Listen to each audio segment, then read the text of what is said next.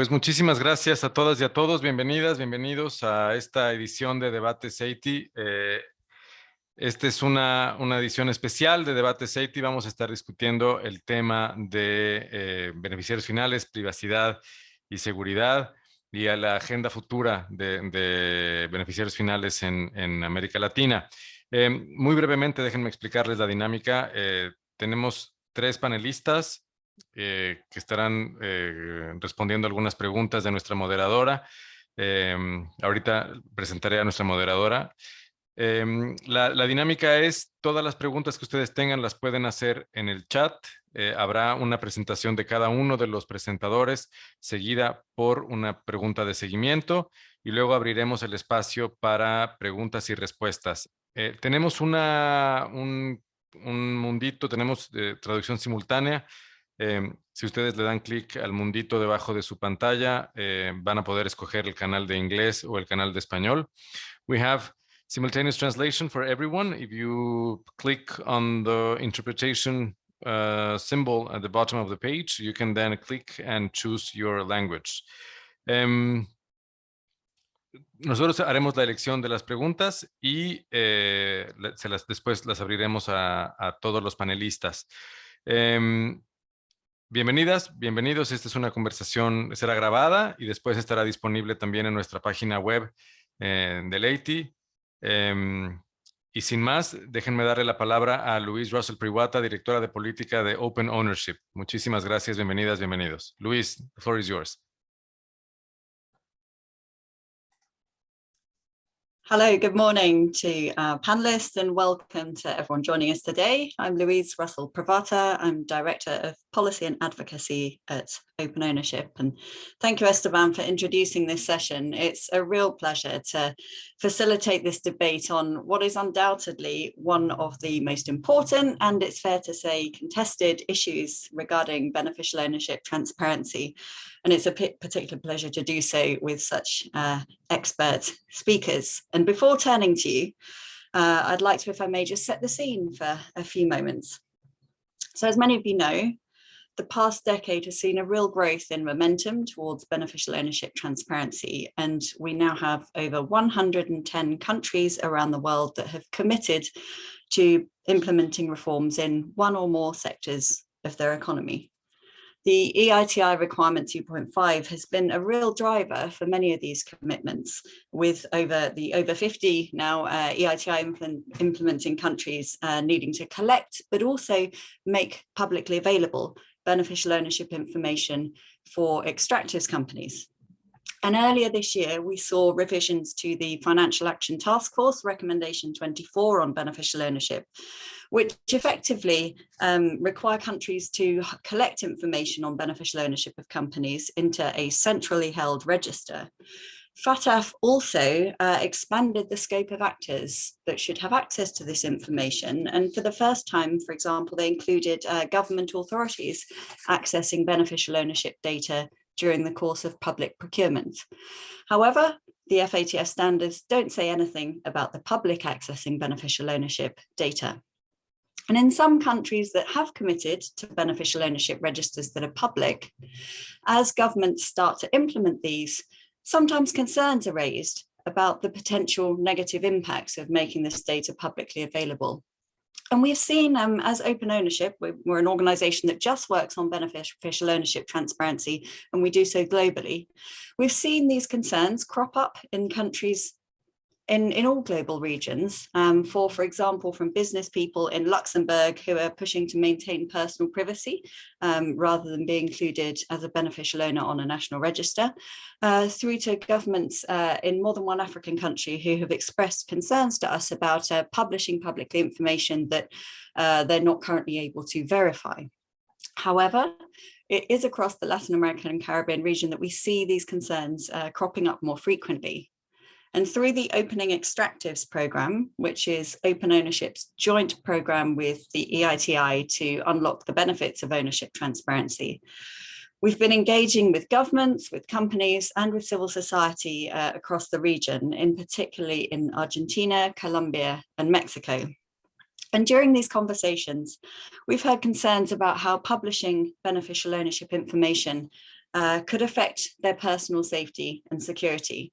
And this is very much a live issue as the EITI implementing countries in the region seek to meet the requirements in the EITI standard whilst protecting the rights of their citizens. And so this is the subject of today's debate. And I'm delighted that we're joined by three expert panelists who will share their perspectives on the issue.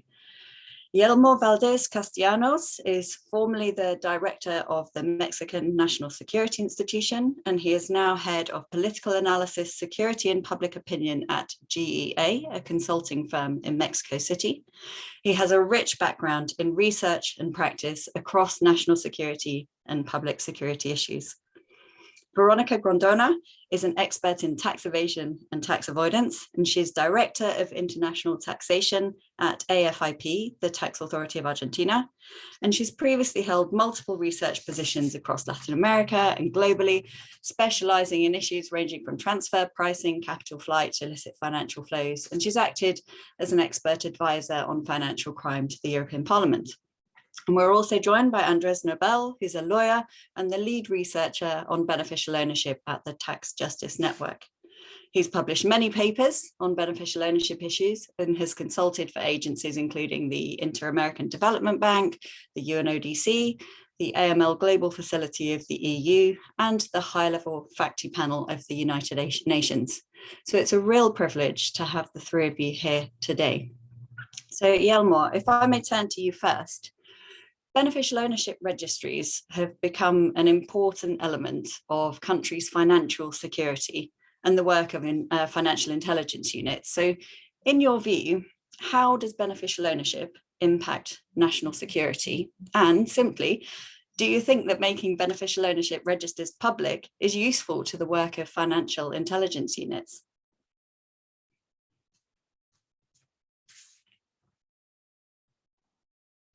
Sí, muy buenos días. Muchas gracias por la invitación para participar con ustedes en este importante tema de la transparencia relacionada con la minería, con las actividades extractivas.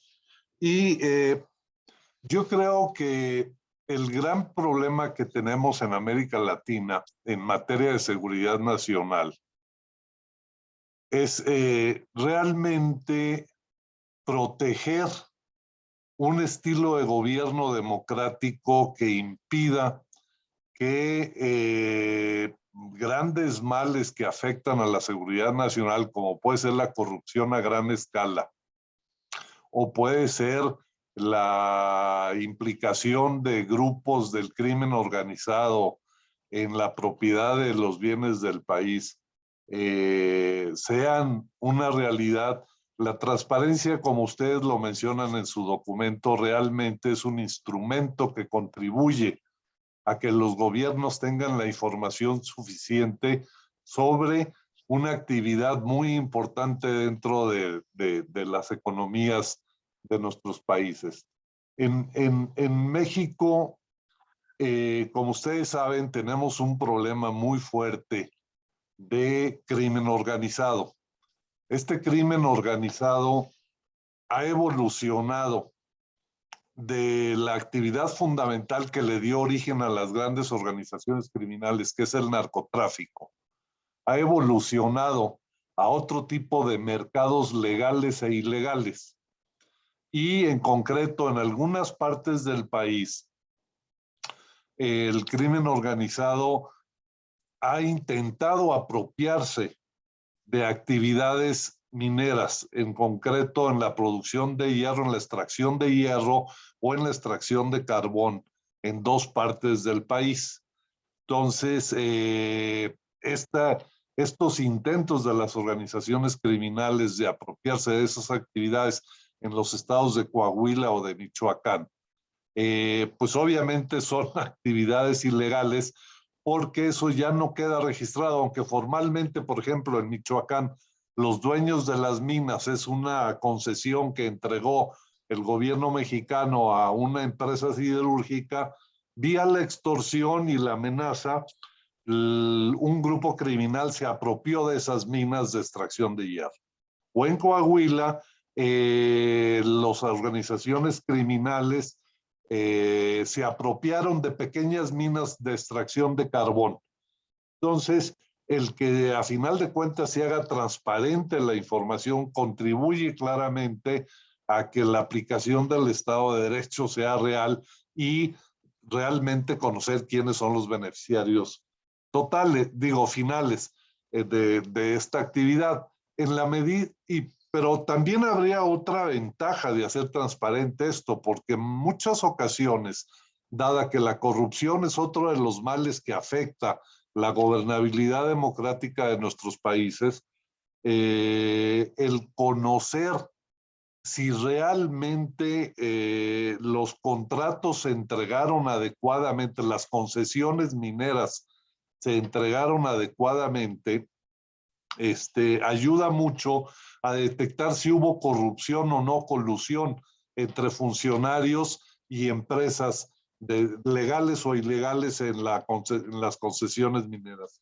Yo creo que aquí hay un punto, o sea, es realmente necesario, importante transparentar a los beneficiarios finales. Sin embargo, que yo creo que en el caso de nuestros países también sería muy importante el que la transparencia vaya más allá de eso y haga públicos los procesos mediante los cuales se llegó a la otorgación de concesiones. Porque para detectar la corrupción se requiere no solamente saber quién es el beneficiario final, sino realmente si el otorgamiento de la concesión fue apegada a Estado de Derecho, para detectar realmente si hay colusión o corrupción, porque la corrupción, como ustedes saben, es uno de los males que más afecta a la gobernabilidad democrática. Y la gobernabilidad democrática, en el caso de México, es parte de la seguridad nacional. Por eso lo menciono. Entonces, en este sentido, yo creo que sí sería conveniente que hubiera este proceso de abrir y hacer pública la información de los beneficiarios finales, pero también la forma como fueron entregados esas concesiones y se hagan públicas para que no solamente la gente tenga acceso a quienes realmente se están beneficiando, sino si realmente no hubo o no corrupción en la otorgación de las concesiones. Y en la medida en que esto sea transparente, de manera indirecta se conoce quiénes son los beneficiarios de un importante activo de los países que son la riqueza minera y quién está haciendo uso de esa riqueza, quién se está beneficiando de esa riqueza minera. Aquí en México, yo creo que el tema de la seguridad nacional también pasa por el que la actividad minera que se realiza fundamentalmente en zonas en donde las comunidades indígenas y campesinas son las dueñas de la superficie que se entrega en concesión para actividades mineras. Y si esta entrega de las concesiones mineras no toma en cuenta también los intereses de las comunidades donde se va a explotar cualquier mina, se genera mucha conflictividad sociopolítica. Y la transparencia de cómo se entregan y a quién se entregan y quiénes son beneficiarios de la actividad minera incide sobre el nivel de conflictividad sociopolítica en esas regiones. Entonces, yo creo que este punto es central para mantener esa estabilidad sociopolítica en las regiones mineras del país, el que sea muy transparente a quién se entregó, cómo se entregó y sobre todo, aunque esto sale un poco del tema estricto de la transparencia de los beneficiarios finales, de los arreglos de distribución de beneficios entre las empresas mineras y las comunidades en donde se asienta la actividad minera. Pero si quieren eso lo podemos comentar un poco más adelante.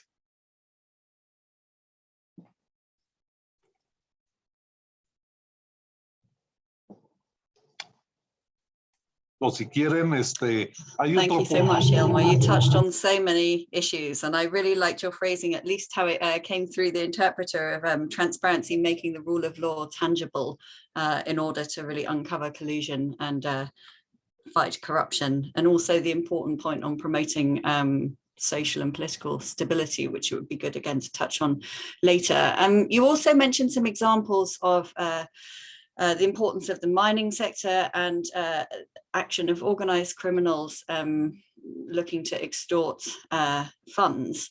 And given that obviously the extractive sector can be so profitable for businesses, some beneficial owners can be the target of extortion or kidnapping. So do you think that having their name on a public register of beneficial ownership makes a difference to that risk, or is the risk about other issues?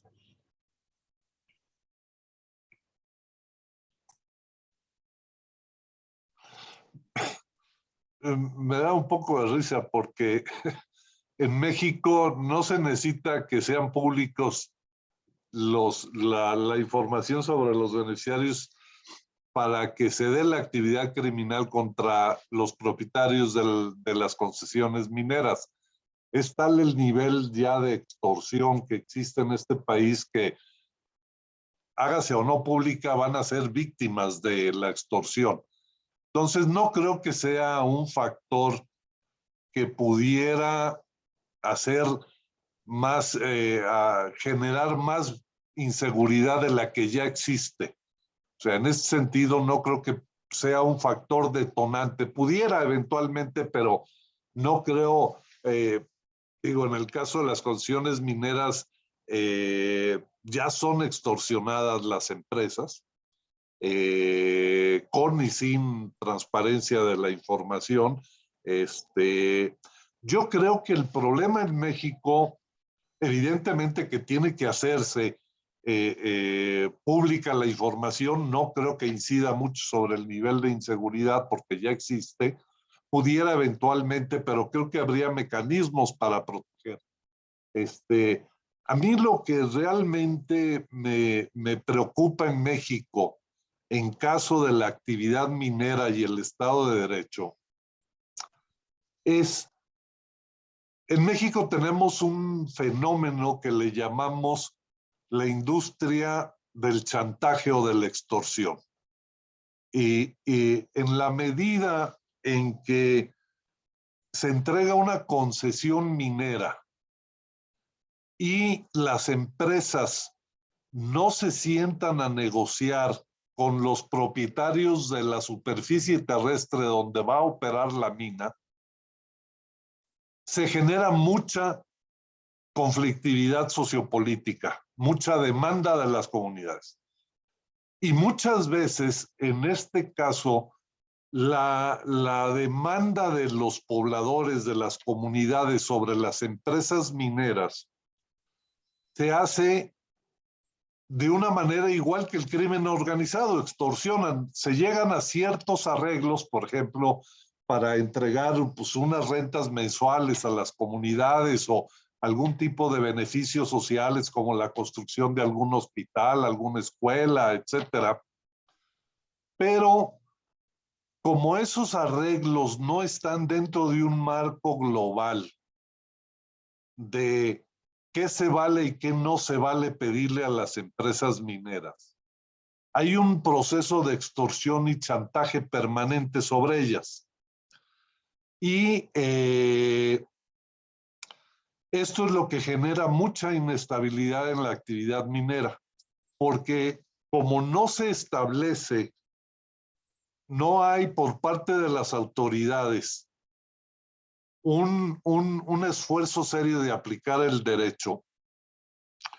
En muchas ocasiones tenemos que las compañías mineras entregan muy poco a las comunidades dueñas de la superficie y en otras ocasiones los arreglos entre las empresas mineras y las comunidades son muy buenos, pero la comunidad sigue chantajeando a las empresas con demandas extras y entonces se vuelve aquello un terreno de mucha conflictividad sociopolítica, porque por parte del Estado no hay un marco general que diga a esto tienen derecho las comunidades indígenas o campesinas donde se establecen concesiones mineras, y más allá de eso no se puede pedir. Y que por otro lado las empresas mineras cumplan realmente con mecanismos para compartir la riqueza que generan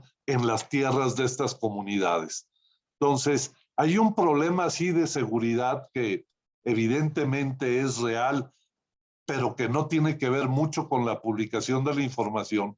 Y hay otro problema de operación de las concesiones mineras cuando no existe un marco de Estado de Derecho que llegue a establecer qué sí se vale y qué no se vale en términos de demandas a las mineras y cuáles son las obligaciones mínimas de estas compañías mineras que tienen que compartir los beneficios con las comunidades. Yo creo que este es un tema que afecta severamente a la actividad minera en México.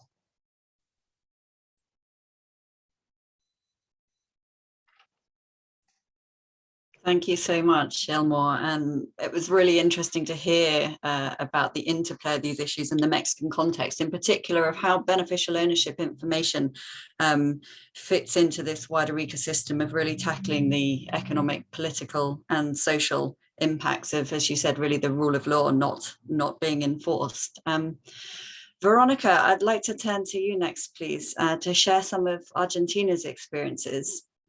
And financial intelligence units have, often long been responsible for keeping registries of beneficial ownership as a tool to combat corruption. So in your view, how have these registries worked in terms of helping the financial intelligence unit in Argentina combat corruption?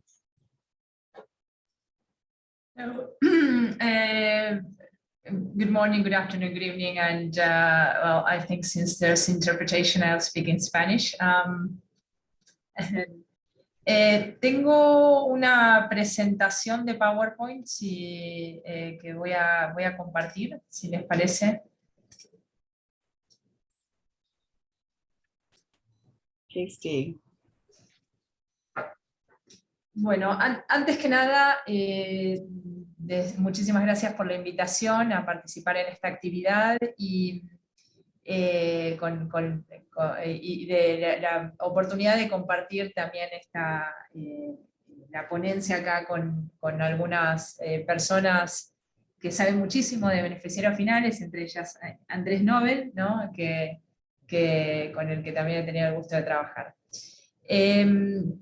Bueno, de lo que yo puedo hablar desde la Administración Tributaria de Argentina, de la Administración Federal de Ingresos Públicos, es del registro que instrumentamos nosotros en abril de 2020, ¿sí? No puedo hablar de otros registros y tampoco de los otros usos que podrán darse a los registros, ¿no? Porque en este punto, digamos, el motivo principal para tener este registro fue el de poder acceder como administración tributaria a los datos de los beneficiarios finales y de esa manera poder tener una visión más completa de quienes pudieran no estar declarando los dividendos, las ganancias que hubieran recibido, ¿no?, por su participación en sociedades, ¿no?, en determinados tipos de sociedades o su participación en fideicomisos. También, obviamente, esta información nos resulta de muchísima utilidad y por eso la tenemos a los fines también de cumplir con nuestra obligación de reciprocidad en el intercambio de información internacional del que participamos, y que también nos exige poder acceder a información de calidad para poder remitir al exterior en el momento en que se nos sea solicitada, ¿no? Entonces, ahí a ver si puedo, Para comentar un poco, nosotros hasta 2020 Argentina tenía un registro de participaciones, o sea, nosotros podíamos desde el año 2012 ver tener información respecto de los beneficiarios legales, ¿sí?, de las sociedades que tienen quit, que tienen un NIF, un número de identificación fiscal en Argentina, y se encuentran, por tanto, se encuentran empadronadas en la Administración Federal de Ingresos Públicos. En este régimen de participaciones lo teníamos, por un lado, en una resolución, que era la 3293, que contenía ya muchísima información, que tenía una obligación de actualización al momento de verificarse un cambio en la titularidad. Y por el otro lado lo teníamos también en relación con fideicomisos, en un régimen más amplio de fideicomisos que tiene la administración tributaria, ¿no?, respecto al cual se les solicita todo tipo de información de este tipo de contratos. En 2020 y en 2021 se incorpora la obligación a estos regímenes de información, se incorpora la obligación de identificar a los beneficiarios finales, de una manera bastante amplia, ¿sí?, tratando de tener una perspectiva de cascada, o de mantener el criterio de cascada que nos exigían a nivel internacional y que también nos parecía de interés reflejarlo en nuestra normativa. Es decir, primero tratando de identificar a la persona humana que posea el capital o los derechos de voto de una sociedad, a las personas jurídicas o entidades contractuales, independientemente de la cantidad de títulos, acciones o valores que posean, y su valor nominal, o que por cualquier otro medio ejerzan el control directo o indirecto de la estructura de la entidad. El criterio adoptado por AFIP es amplio, en el sentido de que no tiene umbral. Hemos incorporado luego sí un umbral del 2% para los casos en que la sociedad sea pública, que cotice en bolsa, ¿no? Pero el objetivo de la administración tributaria fue siempre el de tratar de tener toda la información nosotros en nuestros propios sistemas, para poder cruzarla con el resto de los regímenes informativos que tiene AFIP, ¿no? En los casos en que no se presenta la información del beneficiario final, el contribuyente tiene que decir, de hecho, en la declaración jurada, que no está identificando un beneficiario final, y que por lo tanto, eso también nos otorga un poco, o se le informa al contribuyente que el mismo podrá ser objeto de una fiscalización, y en esos casos debe presentar a un presidente, socio gerente o administrador o máxima autoridad, en cualquier caso como sustituto, digamos, o como beneficiario final en ese caso, ¿no? El régimen es amplio, abarca todo tipo de sociedad que tenga actividad en Argentina, ¿no? Es muy amplio en relación con el régimen de participaciones, el régimen de sociedades, de participaciones y beneficiarios finales de sociedades.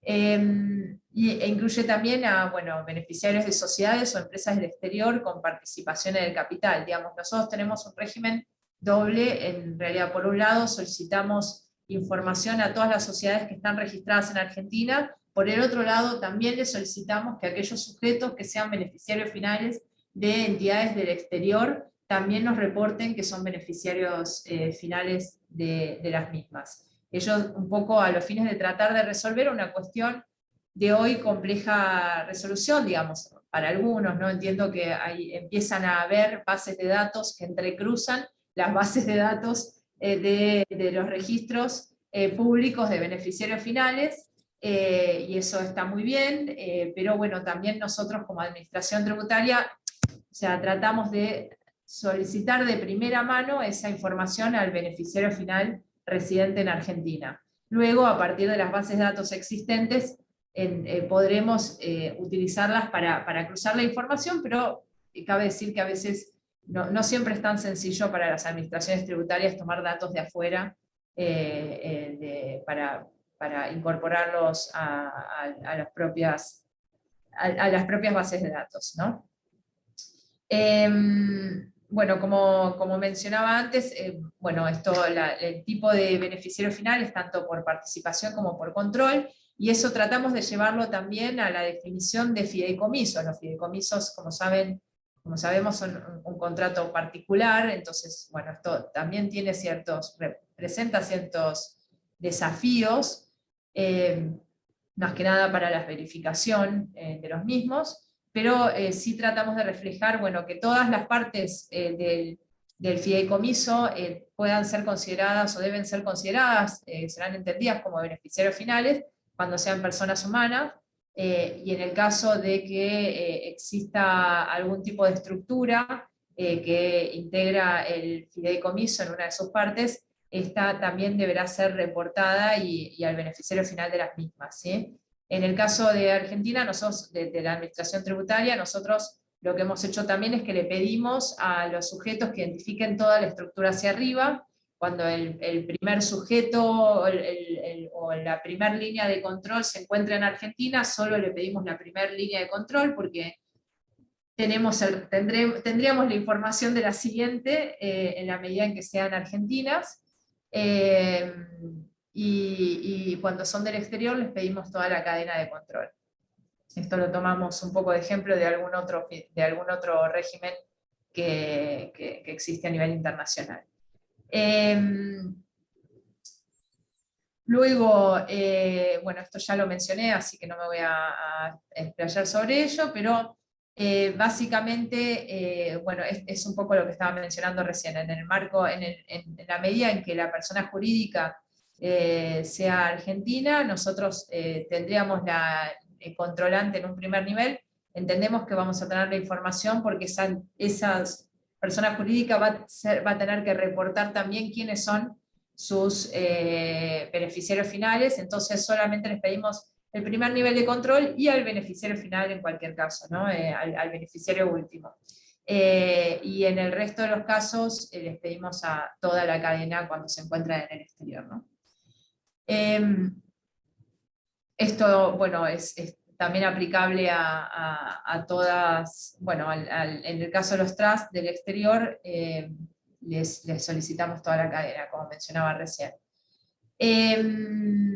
Sí, esto un poco ya lo mencioné, un poco que en el caso de que el sujeto informado haga oferta pública de títulos valores, tenemos un pequeño umbral simplemente a los fines de aliviar un poco la carga de quien tiene que reportar esto, que va a tener que quizás reportar a muchos controlantes y potencialmente muchos beneficiarios finales, y por ende a los fines de reducir un poco la carga y mantener, sin embargo, la calidad y cantidad de información que requerimos, establecimos un umbral, bueno, y una posibilidad de todas maneras de carga masiva de los datos para que los contribuyentes bueno, no se sintieran tan exigidos, ¿no? en este aspecto. Pero de todas maneras sí nos interesa tener toda la información.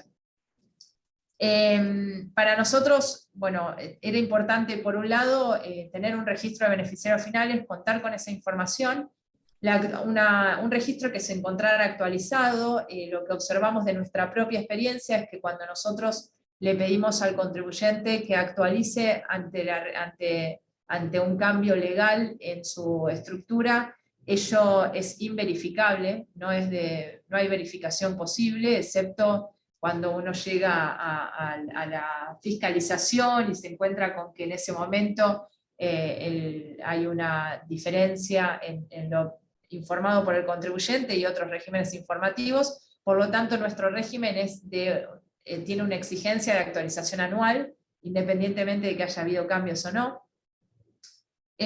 Para la verificación y control de los datos, AFIP cuenta con con una enorme cantidad de bases de datos. Tenemos un padrón único de contribuyentes que nos permite saber de la existencia de más de 600.000 sociedades que operan en Argentina, y tenemos un sistema automatizado de notificación electrónica a los contribuyentes que no han reportado a sus beneficiarios finales al día siguiente del vencimiento, digamos, ¿no?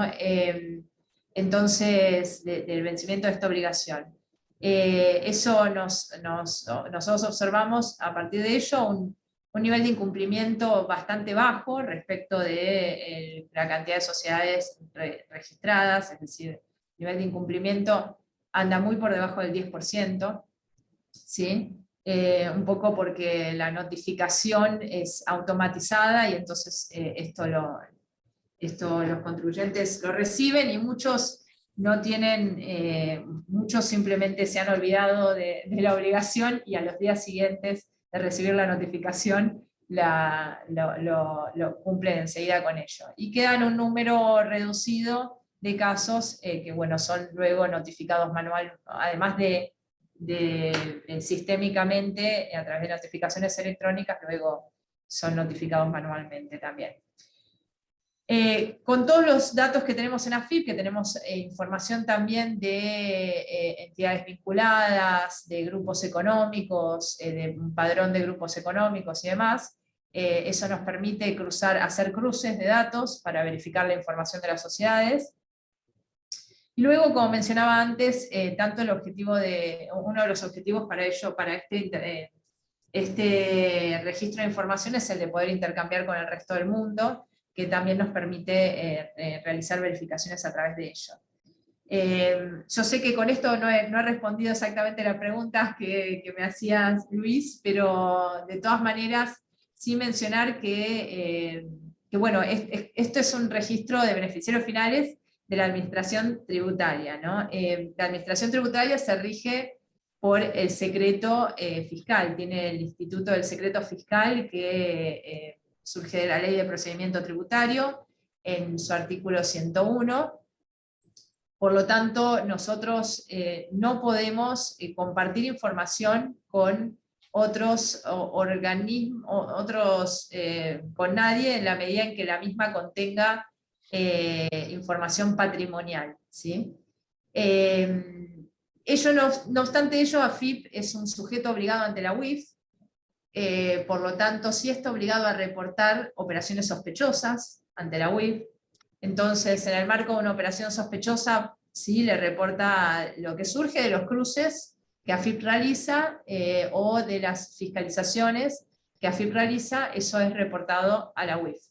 Y la UIF luego hace con esa información lo que entiende que debe hacer o nos solicita más información.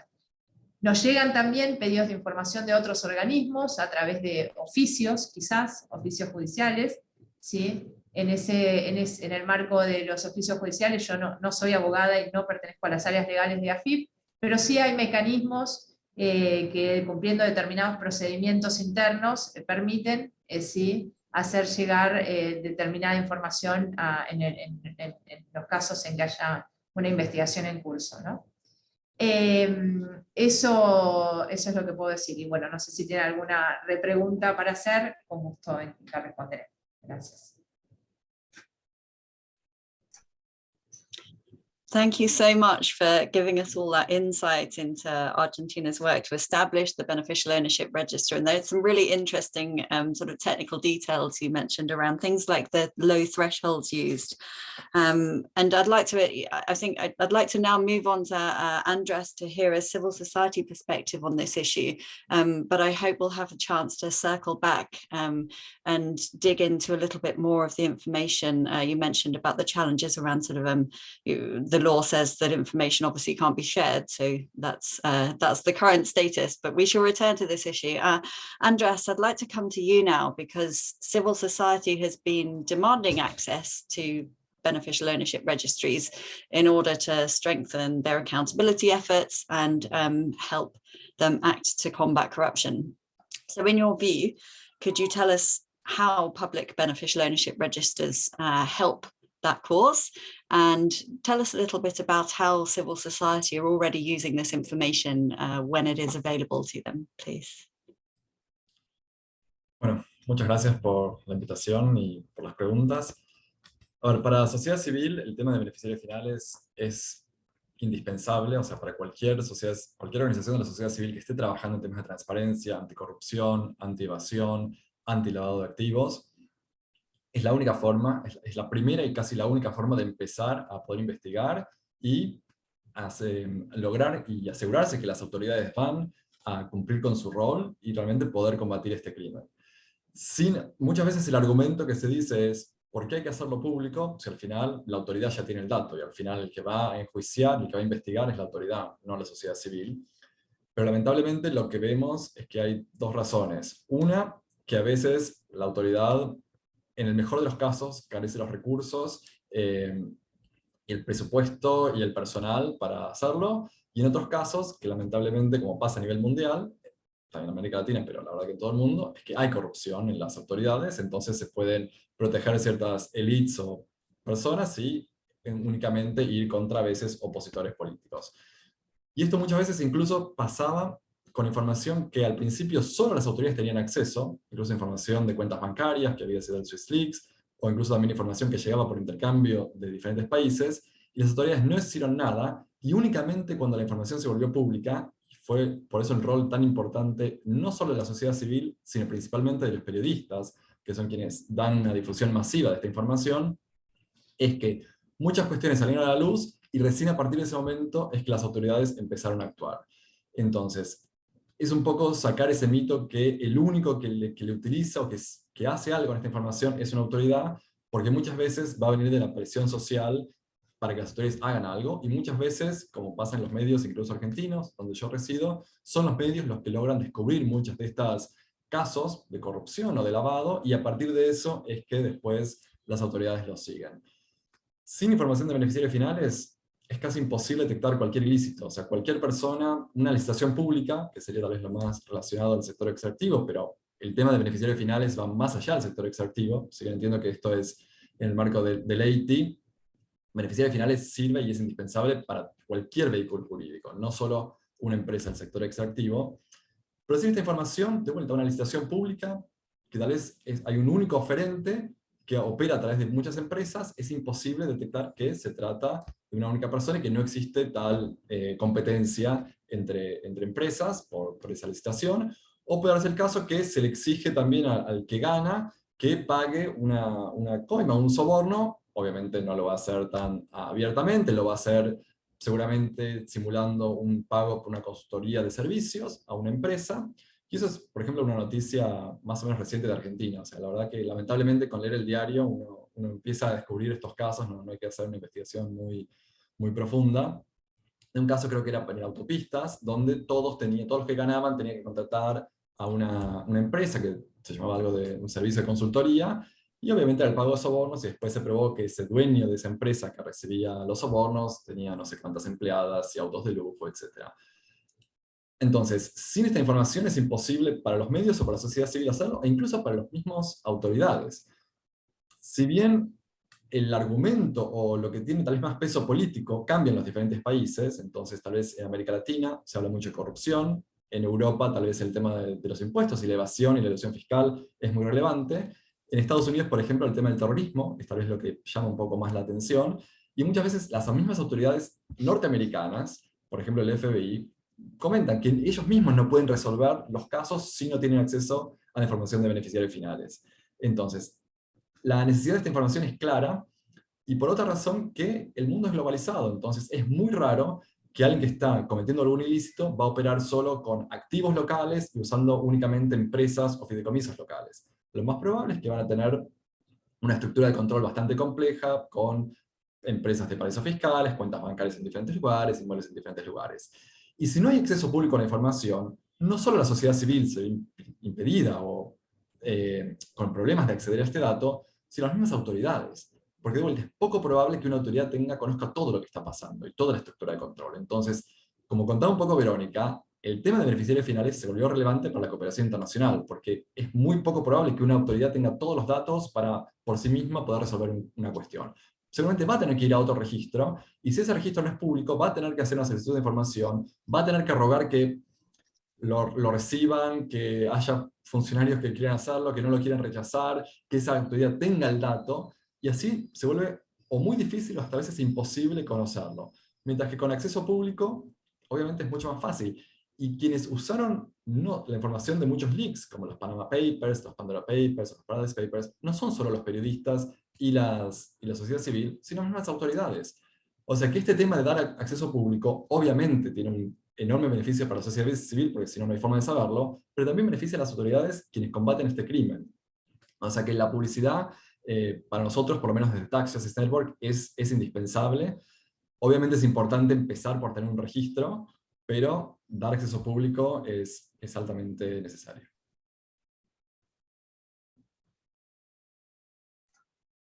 Thank you, Andres. You've given a really clear articulation for the role of civil society and media actors in really generating that social pressure for authorities to act. And then also, I liked the point you made on the role of public information in helping all actors from civil society through to law enforcement join up information internationally. I want to follow up really with a similar question to the one that I asked Elmar earlier.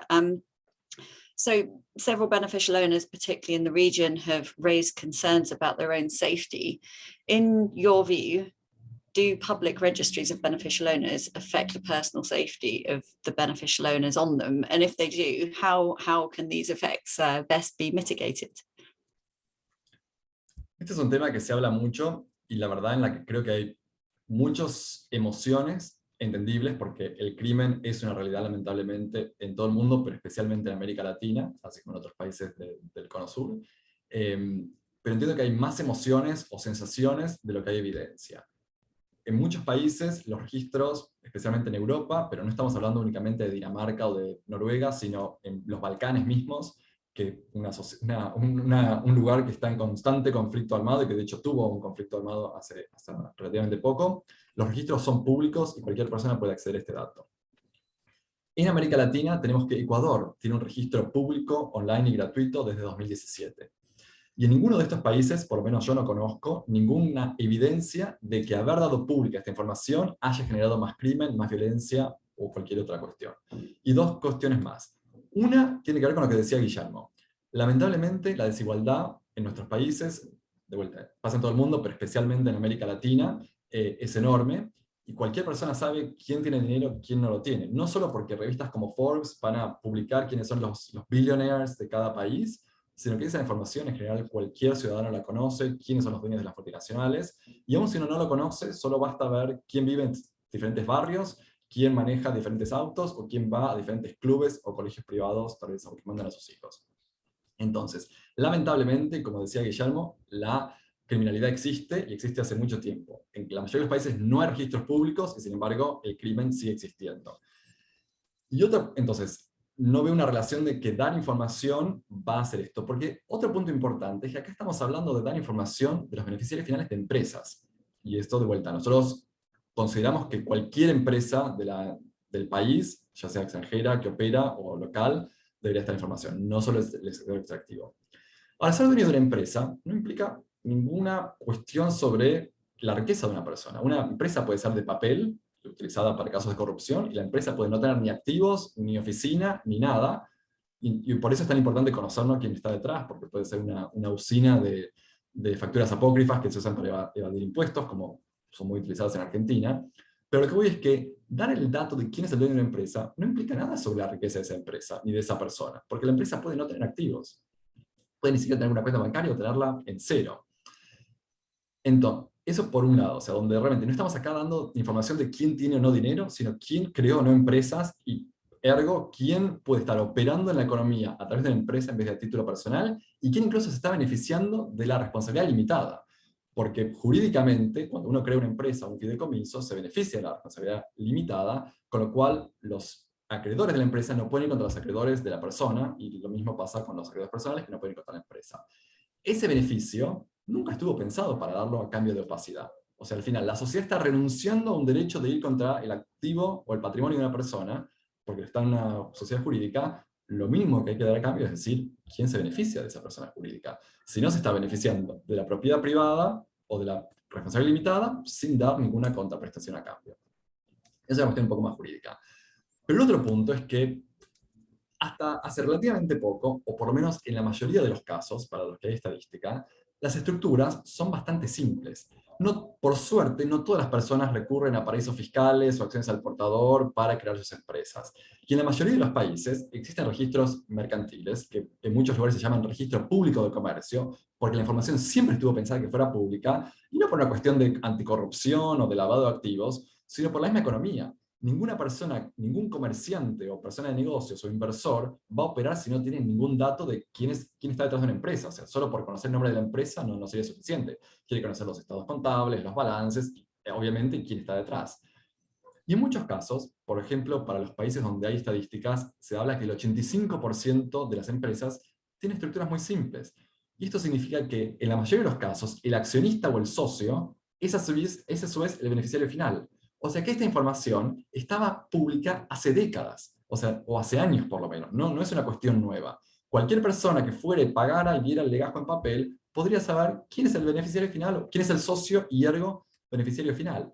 Entonces, entiendo que hay muchas emociones, muchas suposiciones, y entendiblemente, porque lamentablemente el crimen y la violencia es una realidad en América Latina, pero de vuelta, ningún derecho es absoluto, y el enorme beneficio que trae la transparencia del beneficiario final es para combatir esa corrupción y esa misma violencia, porque como contaba Guillermo también, muchas veces el crimen organizado adquiere empresas importantes de medios o en diferentes industrias, o incluso adquiere inmuebles, y para incluso poder combatir ese mismo crimen organizado, hace falta esta transparencia, si no es imposible para las autoridades saber dónde están los activos o ir contra el dinero.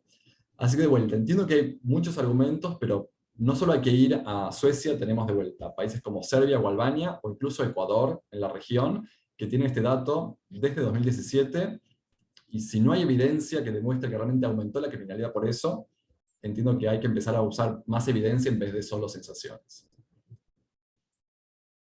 Y un punto más, aún en países que sí tienen registros públicos, suele haber formas de mitigarlo.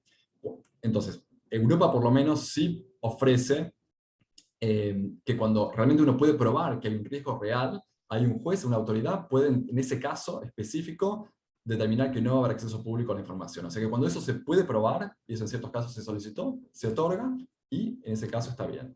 Pero en un Reino Unido que tiene aproximadamente entre 2 y 3 millones de empresas, creo que solo unas 300 solicitaron esto. O sea que aún cuando está esa disponibilidad, ni siquiera las empresas se molestaron en solicitarlo y no tuvieron tanto problema. Y en el sector extractivo, otro de los puntos es que los umbrales que se están usando en la recomendación, a nuestro entender, siguen siendo demasiado altos, con lo cual eso implica que en muchos casos solo se va a nombrar al CEO o al director de la empresa. O especialmente, o ni que hablar si es una empresa listada, con lo cual ni siquiera hay que dar ningún dato. O sea que, lamentablemente, aún en ese caso, la transparencia de beneficiarios finales no estaría dando muchos datos nuevos, así que si alguien, a pesar de eso, se opone cuando sería publicar un dato que ya es público, quién es el director de una empresa, la verdad que no entiendo mucho el argumento ahí. Termino con eso.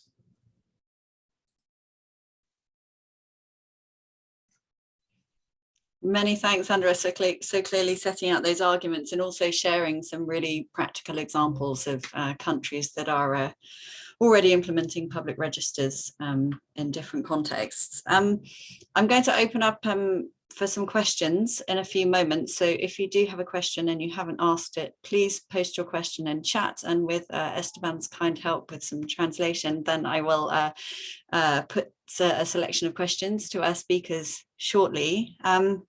But first, Yelmar, I wanted to please follow up with you on the issue that Andras just spoke about in terms of mitigating risks or sort of perceived risks, real risks, whilst implementing public registers. And just in sort of 3 or 4 minutes, please could you share with us how, in your view, governments across the Latin American region could potentially implement public beneficial ownership registers without threatening the safety of beneficial owners?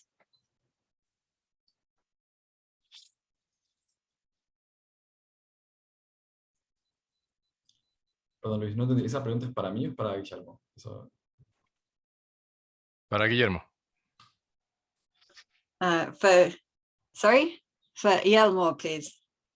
Yes, and I apologize. My pronunciation is sufficiently bad that you couldn't tell. I do apologize. Can you repeat it, please? Of course, yes. I was picking up on the issue that Andras raised in terms of, whether this is a real risk or a perceived risk. You mentioned it's such an emotive issue. How, in your view, can governments across the region best implement public registers without threatening the safety of beneficial owners? Pues yo creo que para que haya transparencia se necesita, en primer lugar, como lo decía Andrés, una presión social muy fuerte. Si no hay esa presión social, los gobiernos van a hacer poco para transparentar la información de los beneficiarios finales. Una vez que hay esta disposición legal,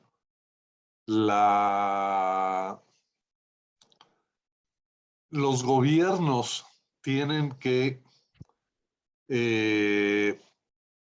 crear los mecanismos institucionales y tecnológicos para realmente que haya el acceso de la sociedad. Si el gobierno no implementa políticas transversales para que realmente en todas las páginas de internet de las oficinas gubernamentales haya acceso de la sociedad a la información, aunque esté en la ley, es nugatoria la posibilidad real. Entonces, lo que se requiere es mucha presión social, porque el gobierno de entrada no tiende a ser transparente, no les gustan las transparencias a los gobiernos. En algunos casos, quizá en otras realidades, en América Latina no.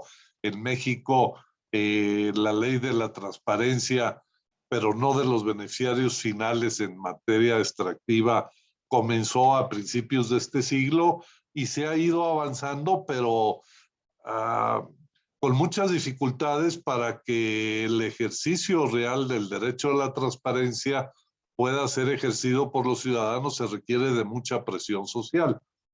Y yo creo que las tecnologías de la información son el principal aliado de la sociedad civil para que el gobierno haga esto real.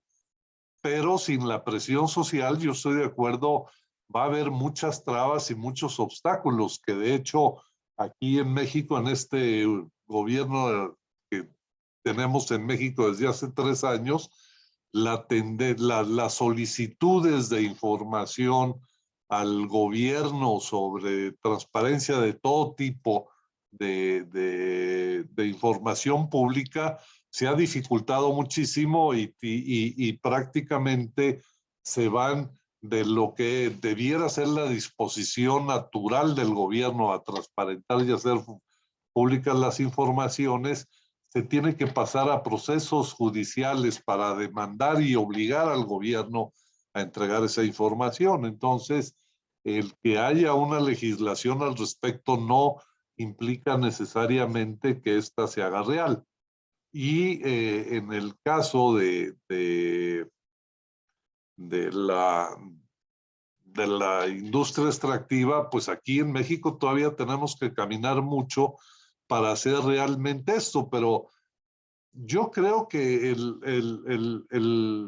insisto en el punto, o sea, la transparencia de los beneficiarios finales en la industria extractiva, para conocer si hay corrupción, lavado de dinero, etcétera, es muy importante y hay que trabajar en ello. Sin embargo, creo que el otro punto que afecta fuertemente a la industria extractiva en América Latina es de qué manera se comparten los beneficios de la industria extractiva con las comunidades. Es ahí en donde en México tenemos la mayor cantidad de problemas, porque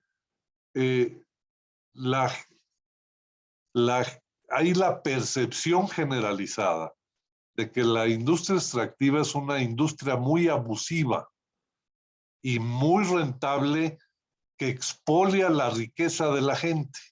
Y la gente trata por distintas maneras de que sean compartidos los beneficios de la industria minera.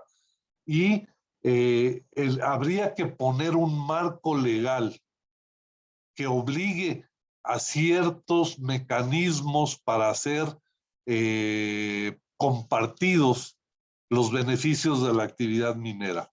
Y la transparencia debiera ayudar mucho a que se haga real no solamente los nombres de los beneficiarios, sino que haya un marco normativo que permita esta distribución más adecuada de la riqueza. En México el problema no es tanto la actividad delictiva y criminal contra los dueños de las empresas. La hay como la hay contra todo el resto de la economía y de los ciudadanos. El problema es la inequidad o no del compartir los beneficios de la actividad extractiva.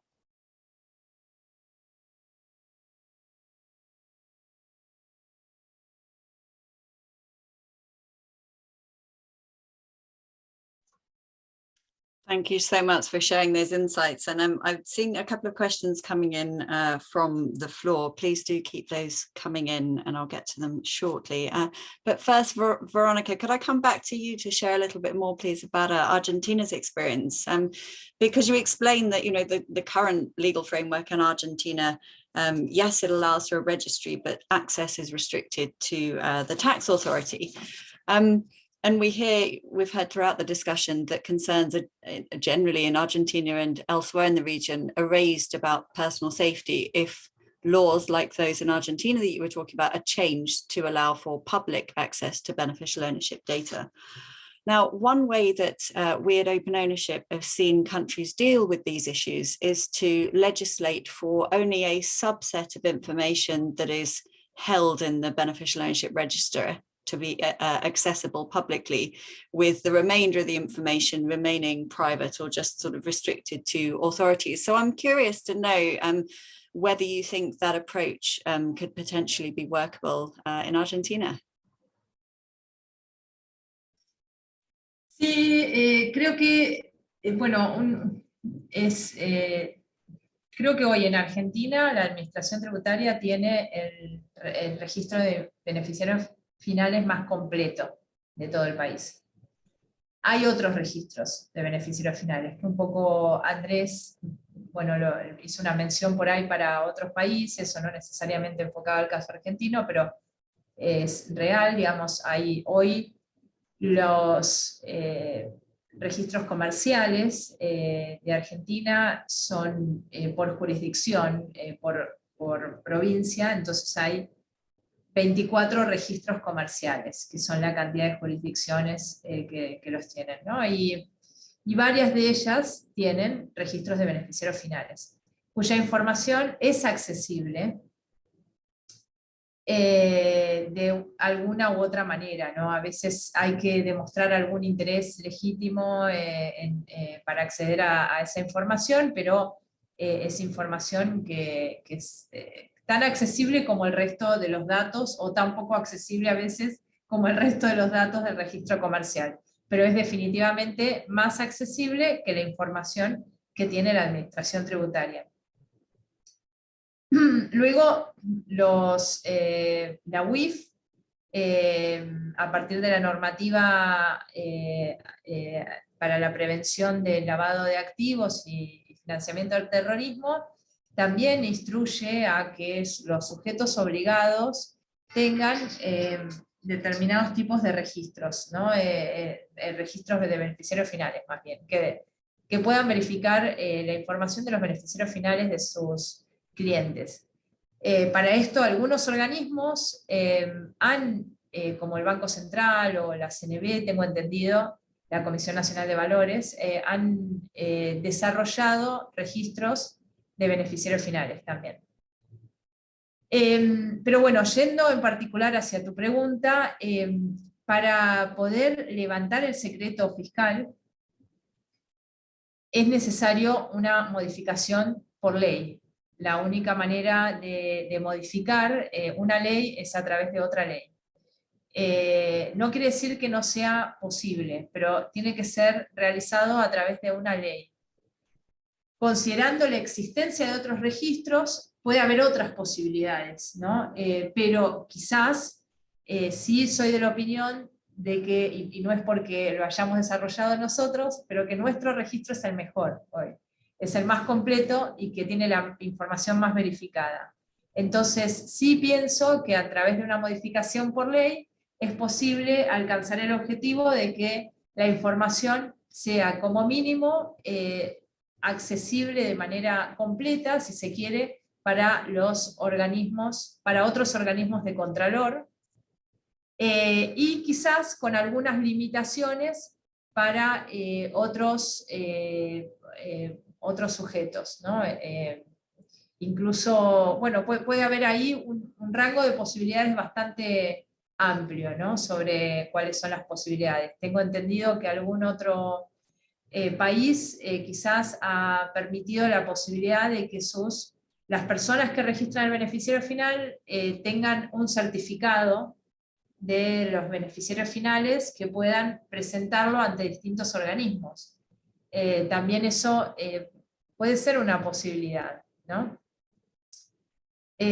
Bueno, eso, pero no, solo puedo hablar de posibilidades porque no hay en este momento nada concreto, aunque tengo entendido que por el propio compromiso asumido ante el Fondo Monetario Internacional, sí salió a la luz algún compromiso de nuestro país de avanzar en la accesibilidad que debería tener el registro de beneficiarios finales para otros, de acuerdo con lo que se debe cumplir en materia de recomendaciones internacionales del Gafi en relación con la prevención del lavado de activos, ¿no?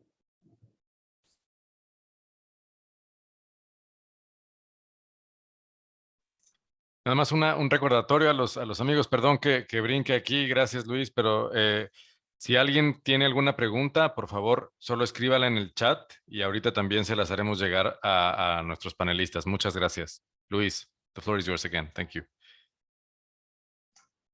Thanks so much, Esteban. I promise I will read out a couple of your questions in a moment. I did just want to follow up, Andras, with you really building on the points that Veronica just set out, a couple of options really for increasing the accessibility of beneficial ownership data in Argentina, going down the route of legitimate interest, or making a subset of information sort of more fully available with some caveats, or just the idea that actually is a commercial registry preferable to accessing a tax authority, so a register. So I wanted to ask your quick take on those, if I may, and also for just generally from a civil society perspective, what's missing across the region so we can sort of broaden the discussion in order to take forward implementation of the beneficial ownership commitments that, well, certainly all of the EITI implementing countries in the region have made to implement public registers, at least in extractives. A ver, lo que decía Verónica, coincido. No sé cuán fácil es aprobar una ley en este momento, así que de repente, si bien coincido que el registro que tiene AFIP es lo mejor que hay, especialmente por los umbrales tan bajos o sin umbrales, va a ser difícil conseguir que la información sea compartida. Si bien hay países que no consideran como la AFIP que todo lo que ellos tocan es secreto fiscal, sino que pueden diferenciar entre tal vez información estrictamente tributaria o de ingresos, de la información más registral. Por ejemplo, Brasil decía hacer esa diferencia. Pero en Argentina seguramente haga falta un cambio legislativo o normativo para poder compartirlo. Así que sí, hay provincias, o por ejemplo la IGJ en la capital, en la ciudad de Buenos Aires, empezó a solicitar el dato también, creo que desde 2015, de beneficiarios finales, y entiendo que otras regiones también lo habían hecho. Eso tal vez sería el mecanismo más fácil, pero un poco, y tal vez contestando la otra cuestión de cómo hacer en América Latina, yo creo que hay un punto que dijo Guillermo en el que coincido. Y es una dinámica un poco extraña que no sé si ya había compartido esta opinión antes. Pero muchas veces cuando se plantea este tema, mucha gente salta, incluso ciudadanos realmente con argumentos y con preocupaciones válidas del tema de la seguridad.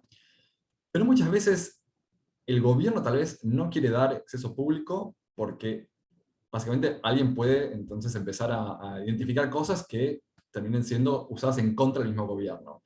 O sea, pocas veces vi que el gobierno mismo es el que esté diciendo no, no, no, esto va a generar más violencia, porque de hecho el gobierno es el que tiene que asegurar la seguridad de alguna forma del país. Así que es más, otros organismos. Ahora, cuando uno piensa en todos los avances de transparencia que hubo en las últimas décadas, y no solo con beneficiarios finales, la realidad es que muchas veces, para regiones como América Latina, no sé si surgió tanto el avance por una cuestión así que la sociedad civil, o los periodistas, o el gobierno, o el sector privado dijo, vayamos para adelante, sino que vino impuesto. Que cambian los estándares internacionales, así que si un país no se adhiere, pasa a ser una jurisdicción no cooperante, pasa a ser una lista gris, una lista negra, o tiene una repercusión. Y países que tenían tal vez hasta en la Constitución derechos como el secreto bancario, cuando Estados Unidos o cuando la OCDE dice, si no compartís información, tenés estas consecuencias, desde más impuestos para tus bancos o ser una jurisdicción no cooperante, los países automáticamente cambian las legislaciones, o sea, aprueban las leyes, y no se da tanto esta discusión de la repercusión que va a tener. Digamos que si viene la obligación de afuera, el país lo hace. Y por eso para nosotros era tan importante, ya que no todos los países tienen una dinámica donde solo el sector social es el que impone tantos cambios legislativos, sino que en muchas regiones depende más de la presión de organismos internacionales. Es que nos parece tan importante que los organismos internacionales cambien el estándar para empezar a exigir esta transparencia. Es muy bueno que el EITI lo esté pidiendo, es muy triste que el Gafi no se haya jugado tanto. El Gafi por lo menos en el 2019 reconoció una tendencia hacia los registros públicos, pero lamentablemente no llegó a pedirlo. Porque desde mi perspectiva personal, si el Gafi hubiese dicho, a partir de 2024 hay que tener registro público o te vuelve jurisdicción no cooperante, se hubiesen discutido seguridad, no seguridad, diferentes cuestiones, pero los países hubiesen aprobado las leyes para no tener repercusiones reputacionales y especialmente para que su sector financiero no se vea perjudicado. Entonces, si bien muchas veces se habla de estos argumentos, en definitiva yo entiendo que va a ser más la presión internacional la que va a llevar la balanza para el lado de más transparencia. Y por suerte, así como Open Ownership viene monitoreándolo, y también Tax Census Network, se está viendo una tendencia hacia los registros centrales, y aun cuando, por ejemplo en Europa, que ni siquiera se pide que sea acceso público, por ejemplo para fideicomisos, o no se pide que sea acceso online, los países mismos están decidiendo dar este dato público y online, incluso para fideicomisos. Entonces, entiendo que tarde o temprano se va a volver una realidad. Sería ideal que los países quieran asumir antes, porque un caso que se notaba es que de vuelta, y eso es algo que dije antes, los que más usan los registros públicos no somos las ONGs o los periodistas, son los comerciantes y los inversores, o los bancos cuando tienen que hacer su trabajo. O sea que los que más se van a beneficiar de esto es la misma economía y el mismo sector privado. Por más que los mayores impulsores seamos la sociedad civil o algunos periodistas, la realidad es que una vez que se avance, el mismo sector privado se va a beneficiar de esto, y ergo también el país. Así que bueno, espero que eso de una postura, por lo menos de mi postura personal. Thank you so much, Andres. And I can see, Veronica, you'd like to perhaps respond to this, but perhaps before you do so, I see there's a few questions specifically regarding Argentina from the floor. So if I may, I'll ask those as well. And then if you'd like to respond to those within your next remarks, that would be great. The first one is, if an extractives company publicly declares its beneficial owners and its fiscal payments, is AFIP released from keeping the fiscal secret? And the second one is much more general to any of the panelists who may have a comment on this. Is simply, does Argentina have a similar problem of extortion as the one Mexico has? And perhaps more generally, I would add to that, are there lessons that we can learn across the whole diversity of countries in the Latin America region on the issue of beneficial ownership? So Veronica, I'll turn to you first. Sí, perdón, la pregunta era ahí, la primera, porque justo estaba leyendo otra, era si está eximido del secreto fiscal, ahí, si se puede autoeximir del secreto fiscal. Sí, no hay ningún problema en eso. El contribuyente puede presentar su información, puede hacer con la información que ha presentado a AFIP lo que quiera. Es su información, es información de sí mismo. Entonces, sobre eso no hay necesidad de ninguna ley, ni de ninguna normativa. Eso es un derecho del propio contribuyente.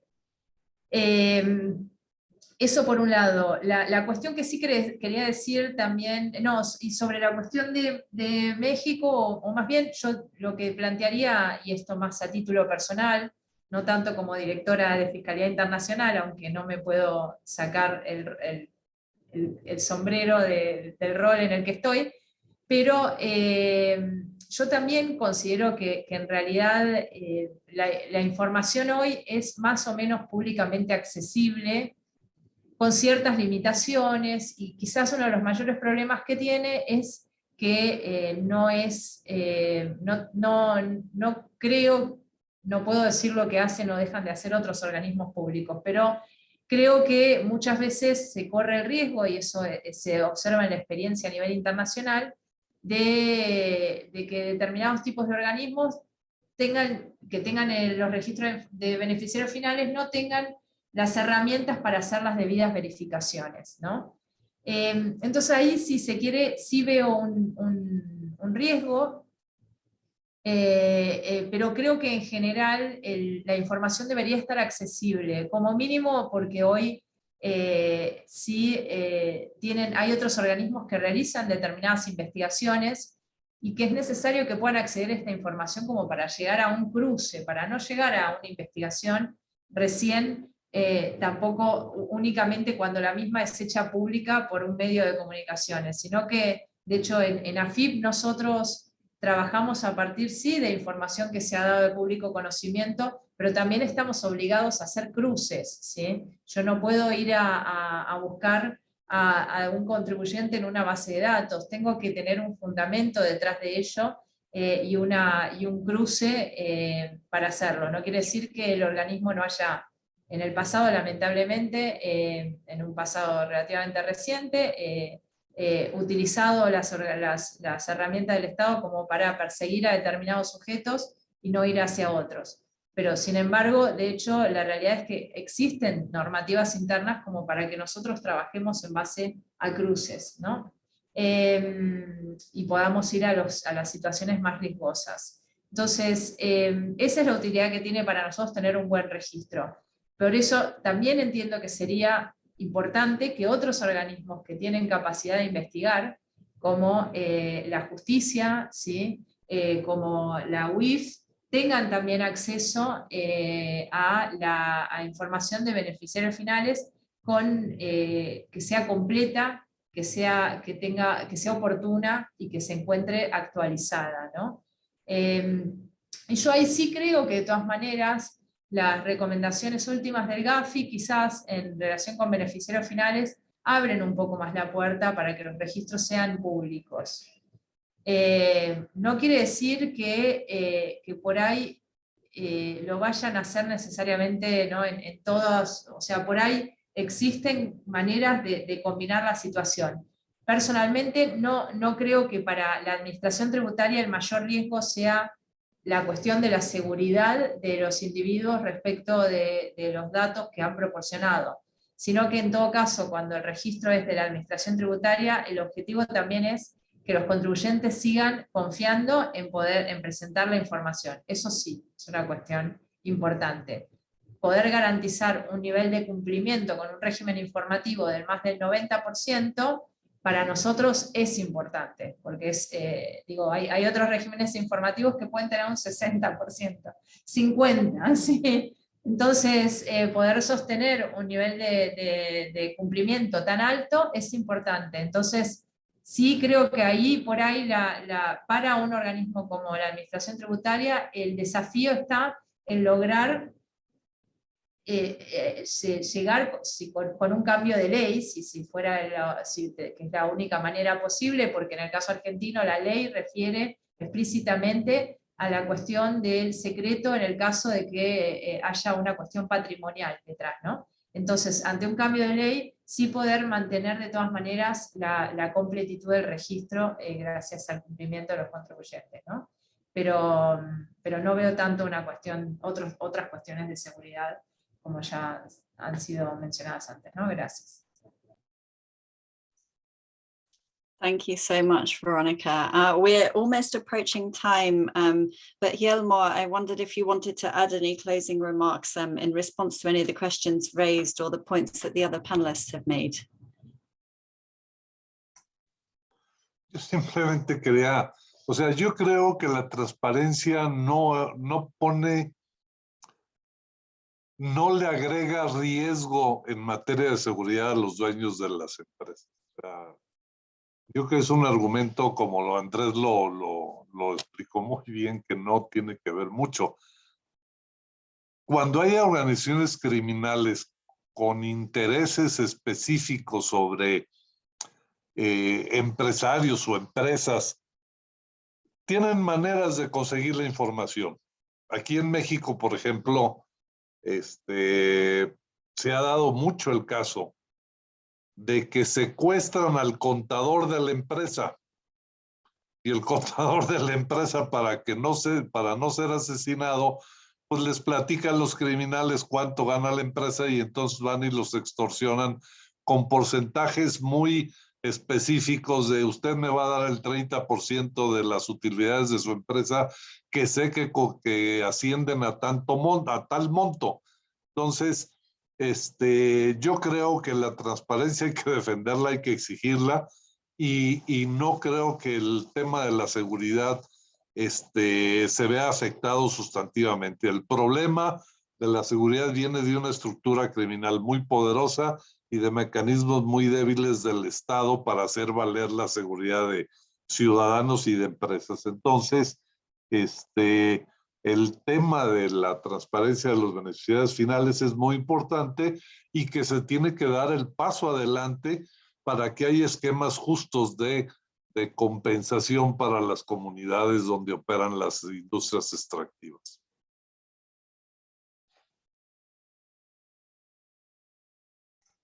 Thank you so much. And with 1 minute to go, I'm going to attempt an extraordinarily quick summary of what's been a very rich discussion. So a huge thank you to our panelists for making it so. I would sum up perhaps the discussion that from my perspective, that I heard today, that beneficial owners across the region are right to be concerned about their personal safety, because extortion and kidnap and crime are real risks. However, the evidence that you've all shared to date suggests that beneficial ownership registers that are public don't have any significant bearing on making that risk that unfortunately exists, making it worse at all. And in fact, making beneficial ownership registers public can really start to deal with some of the corruption and organized crime issues that are occurring across the region. So, however, it is an emotive issue that was made clear earlier, and really assessing in a context-specific way how to progress, how to do things like amending legislation and take approaches that open up certain pieces of information, but then also seek to protect, for example,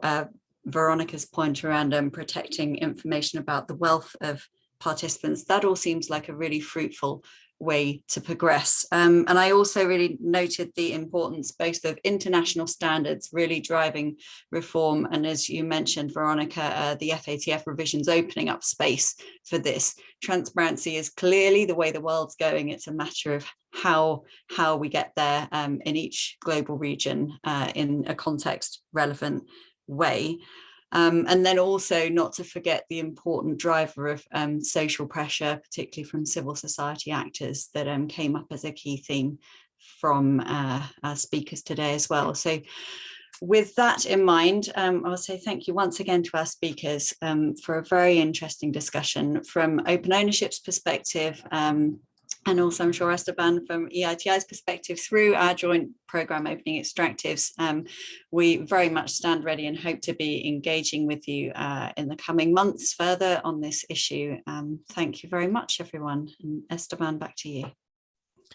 Muchísimas gracias, Luis. Muchísimas gracias, Victoria, Guillermo, Andrés, por esta gran presentación.